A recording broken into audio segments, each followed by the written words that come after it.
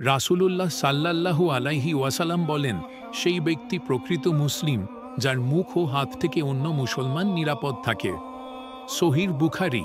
আজ আমরা অনেকেই নামাজ পড়ি, রোজা রাখি, কিন্তু জবান দিয়ে অন্যকে কষ্ট দেই, চোখে ঘৃণা, কথায় বিদ্বেষ, আচরণে অবহেলা। অথচ প্রকৃত মুসলিম সেই যার মুখে শান্তি, কাজে নিরাপত্তা। সেই কাউকে আঘাত করে না, ছোট করে না, কষ্ট দেয় না। একজন সাহাবী রাসূলুল্লাহ কে জিজ্ঞেস করলেন, আমার সবচেয়ে বেশি হকদার কে? তিনি বললেন, তোমার মা।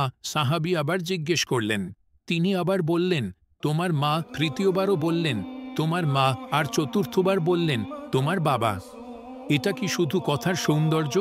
না, এটা মা বাবার মর্যাদা, তাদের কষ্ট, ভালোবাসা ও ত্যাগের স্বীকৃতি। মা, যিনি কষ্টে ধারণ করেছেন, যন্ত্রণায় জন্ম দিয়েছেন।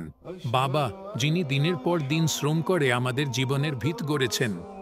আজ আমরা তাদের অবহেলা করি, কথা কটু বলি, সময় দেই না, কিন্তু এই মা বাবার দোয়া ছাড়া কখনো জীবনে বরকত আসে না। আসুন এখনই নিজেকে প্রশ্ন করি, আমি কি আমার মা বাবার হক আদায় করছি? না পারলে আজ থেকেই শুরু করি একটা মিষ্টি কথা, একটু সময় আর সম্মানের ব্যবহার।